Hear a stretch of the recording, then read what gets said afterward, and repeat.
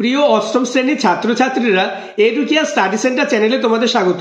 আজ আমি অষ্টম শ্রেণীর ইতিহাস সাবজেক্টের তৃতীয় অধ্যায় অর্থাৎ ঔপনিবেশিক কর্তৃত্ব প্রতিষ্ঠা এই অধ্যায়ের গুরুত্বপূর্ণ শর্ট প্রশ্ন অর্থাৎ এমসিকিউ এবং এসএকিউ প্রশ্ন এবং তার উত্তর, এছাড়া এই অধ্যায়ের মোস্ট ইম্পর্টেন্ট বড় কোশ্চেন এবং তার উত্তর নিয়ে আলোচনা করব।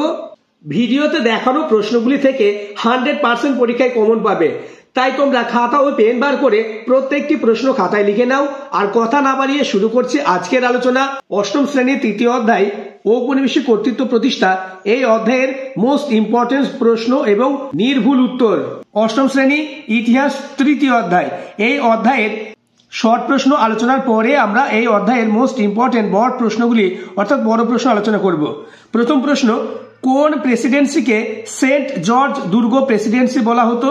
উত্তর, মাদ্রাজ প্রেসিডেন্সিকে। দ্বিতীয় প্রশ্ন, মাদ্রাজ প্রেসিডেন্সিকে সেন্ট জর্জ দুর্গ প্রেসিডেন্সি বলা হয় কেন? উত্তর, সেন্ট জর্জ ও মাদ্রাজকে কেন্দ্র করেই তৈরি হয় বলেই এই দুর্গকে সেন্ট জর্জ দুর্গ প্রেসিডেন্সি বলা হয়। নাম্বার 3, মাদ্রাজ প্রেসিডেন্সির দুটি প্রশাসনিক কেন্দ্রের নাম কি? উত্তর, গ্রীষ্মকালীন ওটাকামুন্দ এবং শীতকালে মাদ্রাজ। নেক্সট প্রশ্ন, পিটের ভারত শাসন আইন কবে বলবৎ হয়? উত্তর, 1784 সালে 1 জানুয়ারি।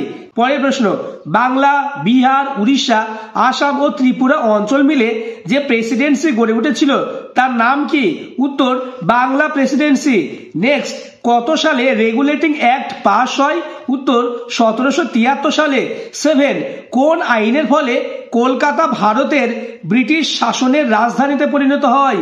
উত্তর, রেগুলেটিং অ্যাক্ট আইনের দ্বারা। নাম্বার 8, কত সালে কলকাতায় সুপ্রিম কোর্ট প্রতিষ্ঠিত হয়? সুপ্রিম কোর্টের প্রধান বিচারপতি কে ছিলেন? উত্তর, 1774 সালে কলকাতায় সুপ্রিম কোর্ট প্রতিষ্ঠিত হয়। সুপ্রিম কোর্টের প্রধান বিচারপতি ছিলেন স্যার এলিজা ইম্পে। নেক্সট প্রশ্ন, কর্নওয়ালিস কোড কি?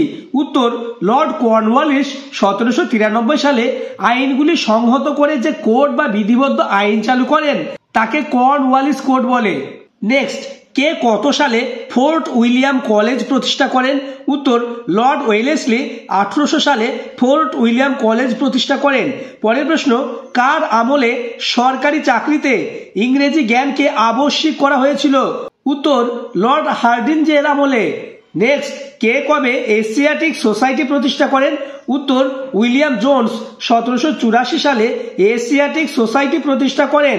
পরের প্রশ্ন, কত সালে হিন্দু কলেজ তৈরি হয়? উত্তর, 1817 সালে হিন্দু কলেজ তৈরি হয়।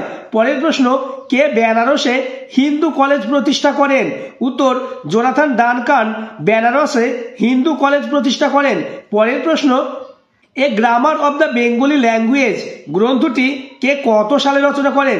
উত্তর, হালেদ 1778 সালে a grammar of the Bengali language গ্রন্থটি রচনা করেন। পরের প্রশ্ন, কে কত সালে কলকাতা মাদ্রাসা প্রতিষ্ঠা করেন? উত্তর, ওয়ারেন হেস্টিংস 1781 সালে কলকাতা মাদ্রাসা প্রতিষ্ঠা করেন। নেক্সট, কত সালে শ্রীরামপুর ব্যাপটিস্ট মিশন স্থাপন করা হয়েছিল? উত্তর, 1800 সালে শ্রীরামপুর ব্যাপটিস্ট মিশন স্থাপন করা হয়েছিল।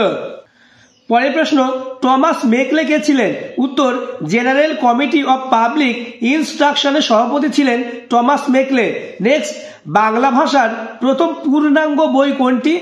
উত্তর, জোনাথন ডানকান এর অনুদিত আইনের বই বাংলা ভাষার প্রথম পূর্ণাঙ্গ বই। পরের প্রশ্ন, শ্রীরামপুর মিশনারিদের মধ্যে সবচেয়ে উল্লেখযোগ্য কে ছিলেন? উইলিয়াম কেরি শ্রীরামপুর মিশনারিদের মধ্যে সবচেয়ে উল্লেখযোগ্য ছিলেন।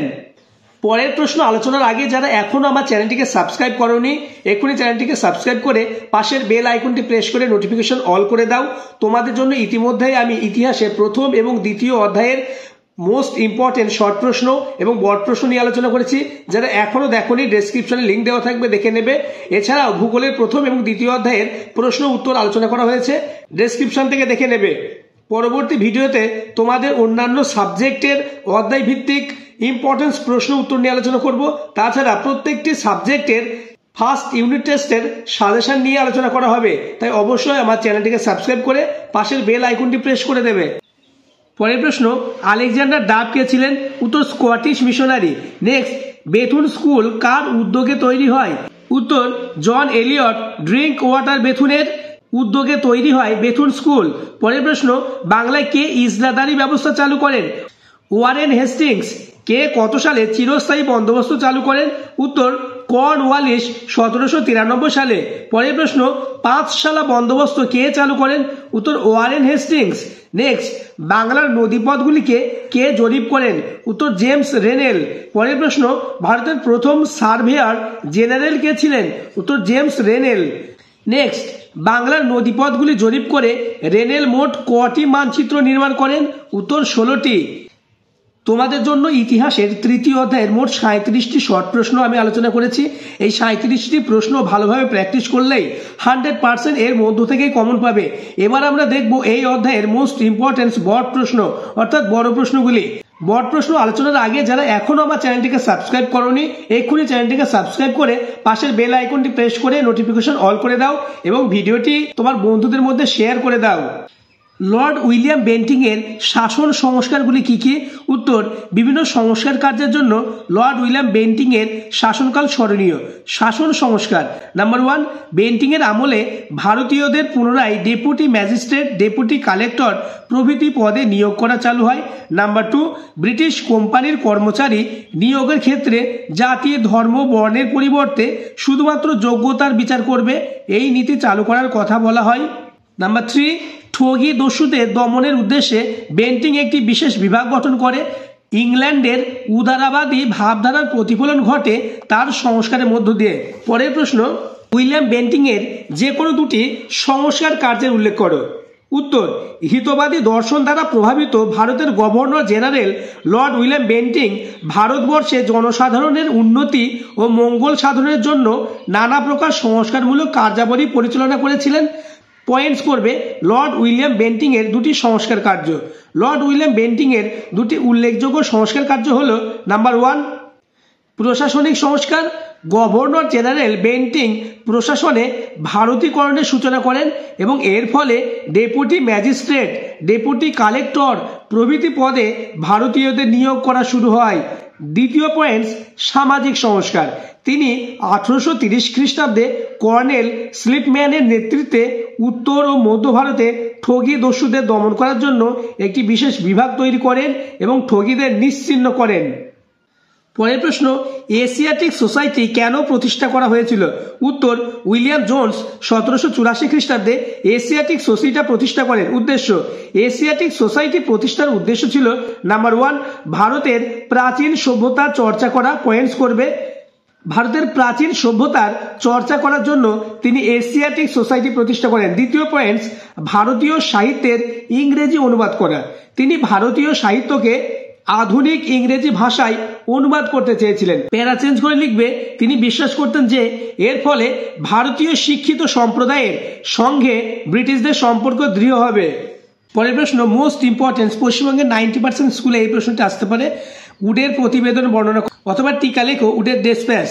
উত্তর, পাশ্চাত্য শিক্ষার প্রসারের লক্ষ্যে উডের প্রতিবেদন গুরুত্বপূর্ণ ভূমিকা নেয়। প্রতিবেদন পেশ বলে পয়েন্টস করবে।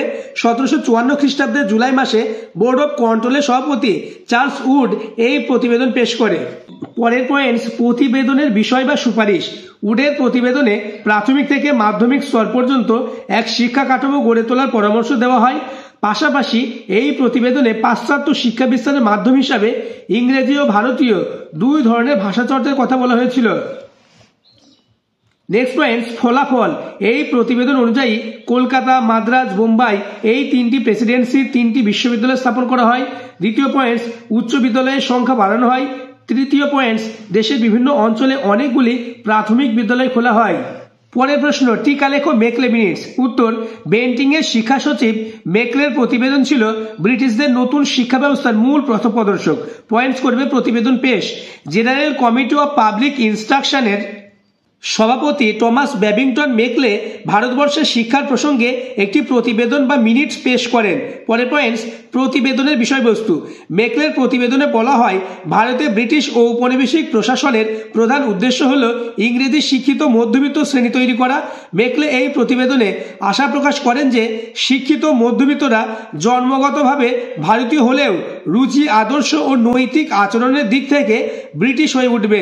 মেকলে এই প্রতিবেদনে জানায়, ভারতীয় ভাষায় শিক্ষা চর্চাকারী প্রতিষ্ঠানগুলিকে সরকারি অনুদান দেওয়া হবে না। নেক্সট কোশ্চেন, কোম্পানি শাসনে জরিপের ক্ষেত্রে জেমস রেনেলের কি ভূমিকা ছিল? উত্তর, ব্রিটিশ ইস্ট ইন্ডিয়া কোম্পানির শাসনে জমি ছিল অর্থনীতির মূল ভিত্তি। ব্রিটিশ কোম্পানি জরিপ বিভাগের প্রধান হিসাবে জেমস রেনেলকে নিয়োগ করেন।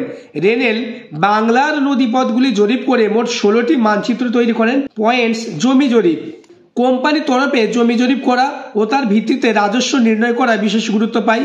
নেক্সট পয়েন্টস, নদীপথ জরিপ, জমি জরিপের পাশাপাশি বাংলার নদীপথগুলিও জরিপ করা শুরু হয়। আজকের ভিডিও এই পর্যন্ত। পরবর্তী ভিডিওতে তোমাদের এই অধ্যায়ের আরও বেশ কিছু বড় প্রশ্ন রয়েছে, সেগুলি নিয়ে আলোচনা করব। তাই অবশ্যই আমার চ্যানেলটিকে সাবস্ক্রাইব করে পাশের বেল আইকনটি প্রেস করে নোটিফিকেশন অল করে দেবে, যাতে আমি যখনই ভিডিও আপলোড করব ততক্ষণাৎ তোমাদের কাছে নোটিফিকেশন পৌঁছে যাবে।